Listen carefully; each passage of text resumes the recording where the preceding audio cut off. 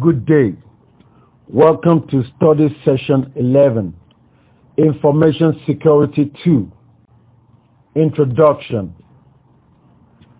This study session is a continuation of the previous study session covering consequences of poor security issues for cloud computing, keeping information secure, and various security policies.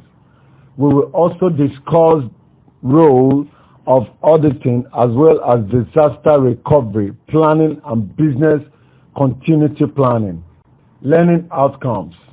When you have studied this session, you should be able to discuss consequences of poor security, analyze security issues for cloud computing and mobile digital platform, explain ways to keep information safe and secure, describe various security policies, discuss disaster recovery planning and business continuity planning, list and explain roles of auditing.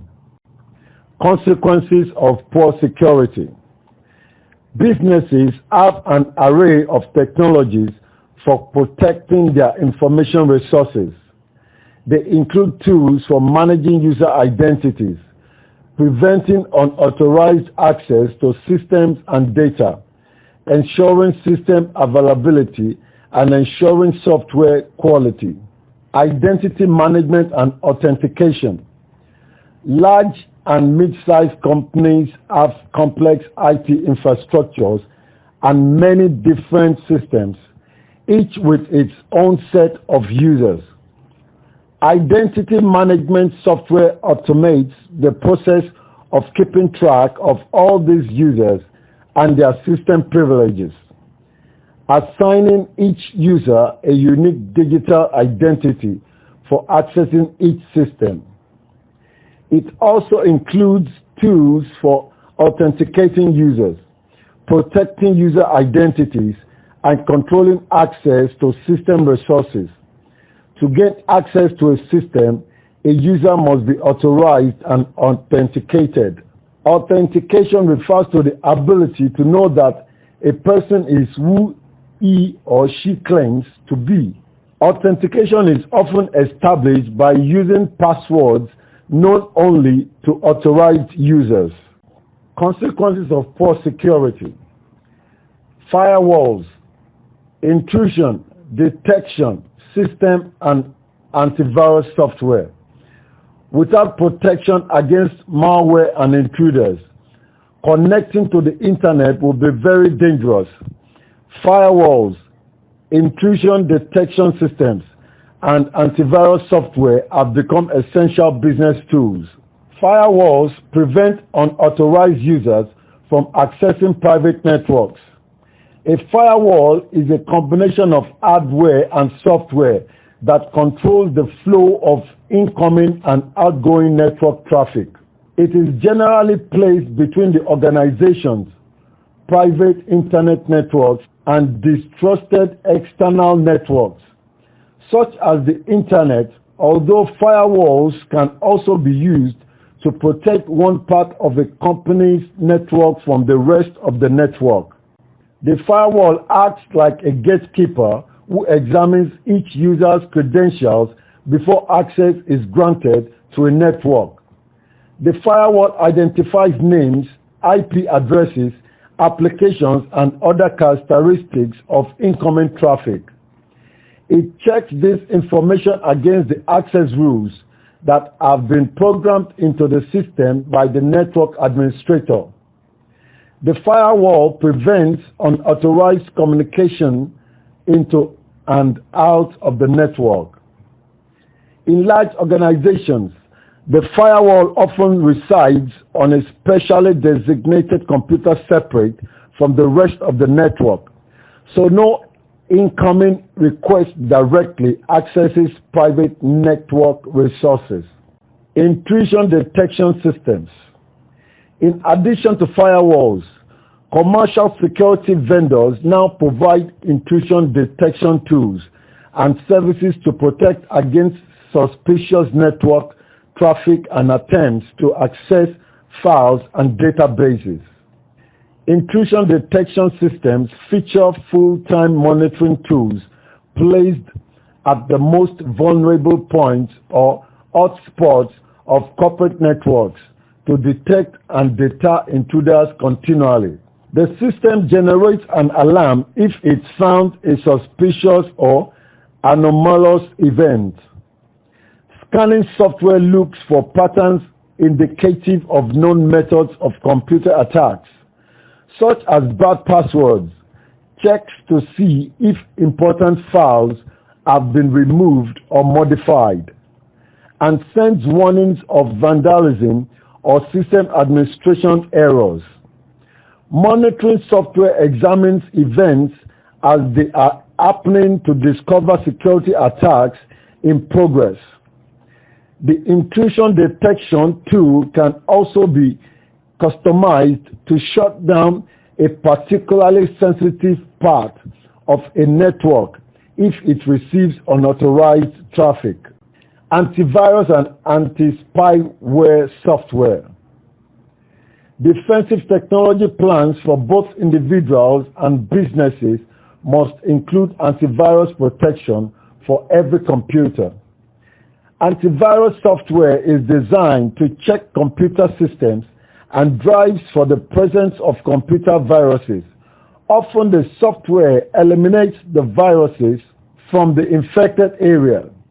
However, most antivirus software is effective only against viruses already known when the software was written. To remain effective, the antivirus software must be continually updated. Unified threat management systems.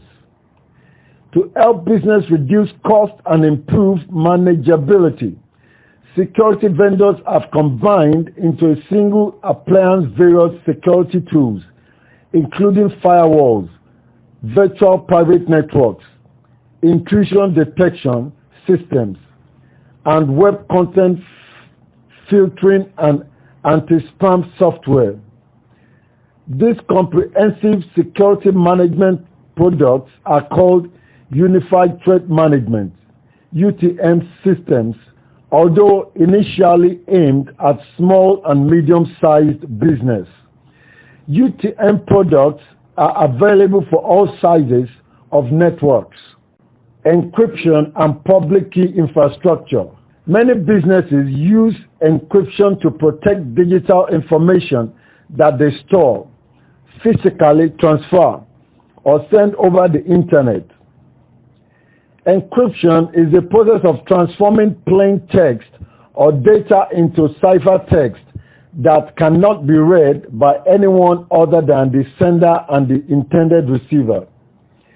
Data are encrypted by using a secret numerical code called an encryption key that transforms plain data into ciphertext.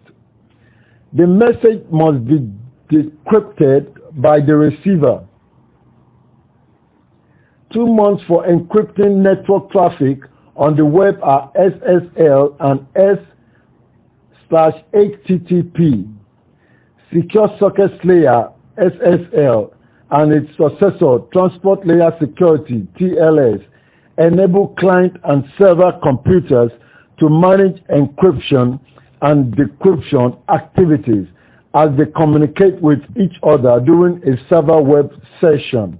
Secure Hypertext Transfer Protocol S/HTTP is another protocol used for encrypting data flowing over the internet, but it is limited to individual messages, whereas SSL and TLS are designed to establish a secure connection between two computers. A digital certificate system uses a trusted third party known as a certificate authority, CA, or certification authority to validate a user's identity. There are many CAs in the United States and around the world, including VeriSign, IdenTrust, and Australia's KeyPost. The CA verifies a digital certificate user's identity offline. This information is put into a CA server, which generates an encrypted digital certificate containing owner identification information and a copy of the owner's public key. The certificate authenticates that the public key belongs to the designated owner. The CA makes its own public key available publicly, either in print or perhaps on the internet. The recipient of an encrypted message uses the CA's public key to decode the digital certificate attached to the message, verifies it was issued by the CA, and then obtains the sender's public key and identification information contained in the certificate. Using this information, the recipient can send an encrypted reply, ensuring system availability. As companies increasingly rely on digital networks for revenue and operations, they need to take additional steps to ensure that their systems and applications are always available.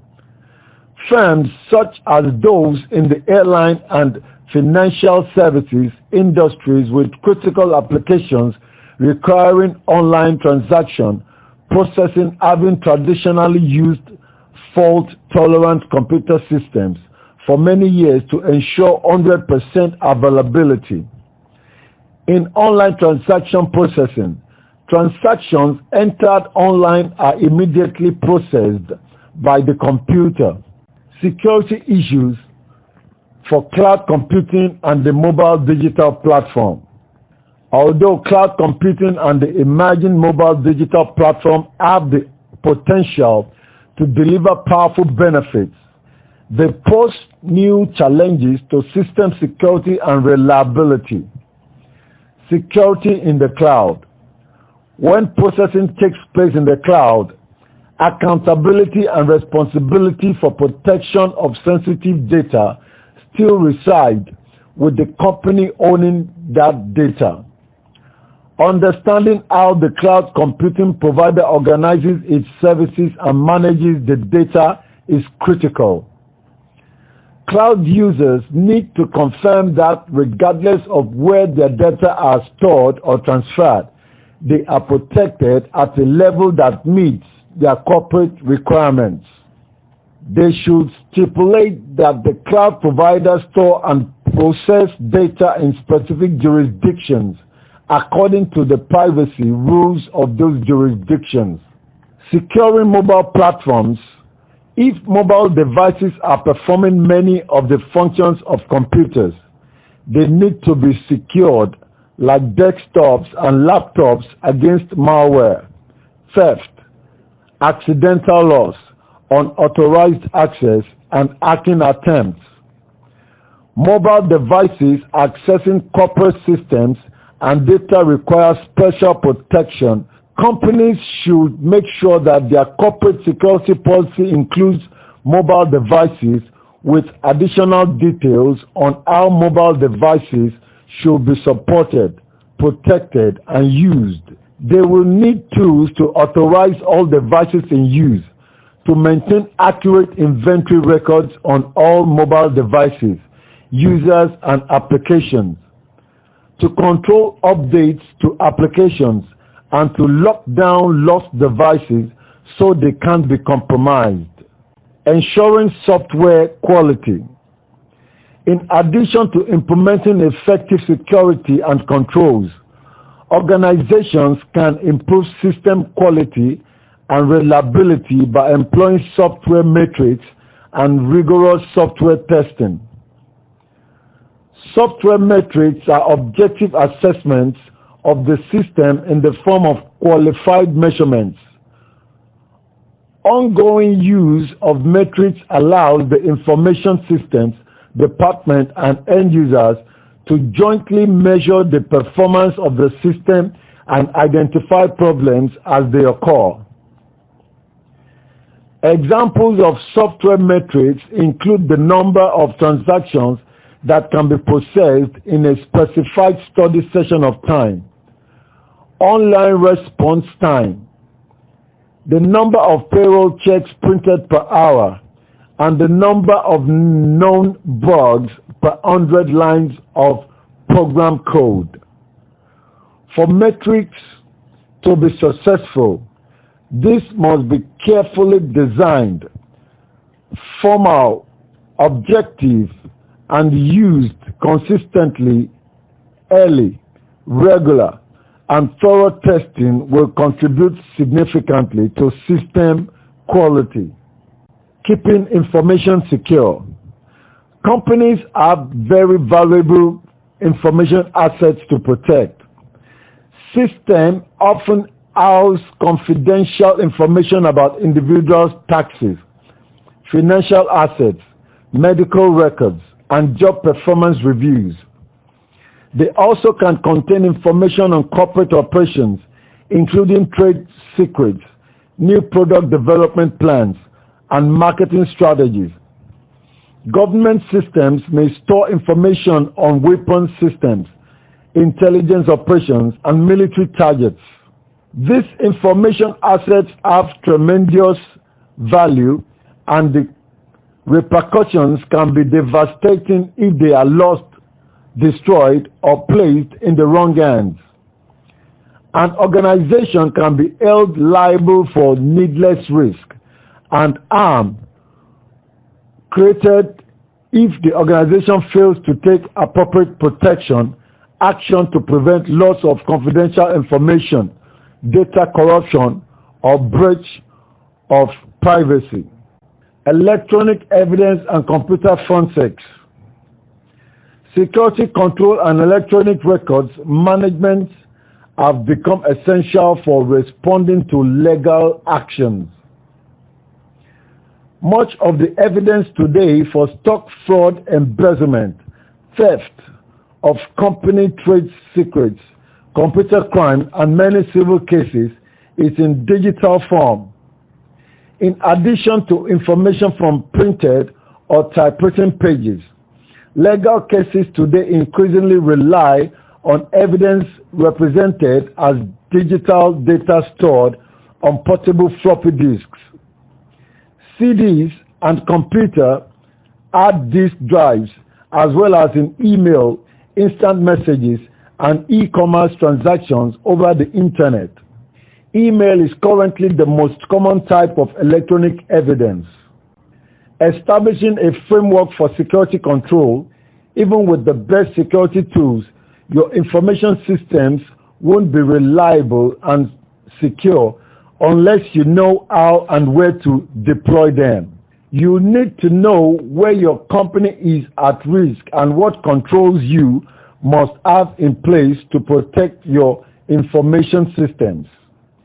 You also need to develop a security policy and plans for keeping your business running if your information systems aren't operational. Information system control. Information system controls are both manual and automated and consist of both general controls and application controls. General controls govern the design, security, and use of computer programs and the security of data files in general throughout the organization's information technology infrastructure. On the whole, general controls apply to all computerized applications and consist of a combination of hardware, software, and manual procedures that create an overall control environment. Risk assessment, keeping information secure. Risk assessment. A risk assessment determines the level of risk to the firm if a specific activity or process is not properly controlled. Not all risks can be anticipated and measured, but most businesses will be able to acquire some understanding of the risks they face. Business managers working with information systems specialists should try to determine the value of information assets, points of vulnerability, the likely frequency of the problem, and the potential for damage. Once the risks have been assessed, system builders will concentrate on the control points with the greatest vulnerability and potential for loss. Security policies. Once you've identified the main risks to your system, your company will need to develop a security policy for protecting the company's assets. A security policy consists of statements ranking information risks, identifying acceptable security goals, and identifying the mechanisms for achieving these goals. The security policy drives policies determining acceptable use of the firm's information resources and which members of the company have access to its information assets. An acceptable use policy, AUP, defines acceptable uses of the firm's information resources and computing equipment, including desktop and laptop computers, wireless devices, telephones, and the internet. Disaster recovery planning and business continuity planning. If you run a business, you need to plan for events such as power outages, floods, earthquakes, or terrorist attacks that will prevent your information systems and your business from operating. Disaster recovery planning devices plans for the restoration of computing and communication services after they have been disrupted. Disaster recovery plans focus primarily on the technical issues involved in keeping systems up and running, such as which files to back up and the maintenance of backup computer systems or disaster recovery services. For example, MasterCard maintains a duplicate computer system in Kansas City, Missouri, to serve as an emergency backup to its primary computer center in St. Louis. Rather than build their own backup facilities, many firms contract with disaster recovery firms such as Comdisco Disaster Recovery Services in Rosemont, Illinois, and SunGuard Availability Services, headquartered in Wayne, Pennsylvania. These disaster recovery firms provide off-site housing spare computers at locations around country where subscribing firms can run their critical applications in an emergency. For example, Champion Technologies, which supplies chemicals used in oil and gas operations, is able to switch its enterprise systems from Houston to a SunGuard outsite in Scottsdale, Arizona, in 2 hours. The role of auditing. An MIS audit examines the firm's overall security environment as well as controls governing individual information systems. The auditor should trace the flow of sample transactions through the system and perform tests using, if appropriate, automated audit software. The MIS audit may also examine data quality. Security audits review technologies, procedures, documentation, training, and personnel. A thorough audit will even stimulate an attack or disaster to test the response of the technology, information system staff, and business employees. The audit lists and ranks all control weaknesses and estimates the probability of their occurrence. It then assesses the financial and organizational impact of each threat. Study session summary. In this study session, we discussed why information systems are vulnerable to destruction, error, and abuse, the business value of security and control, the components of an organizational framework for security and control, and the most important tools and technologies for safeguarding information resources. We also examine the roles of auditing as well as disaster recovery, planning, and business continuity planning. End of study session 11. Thank you for listening.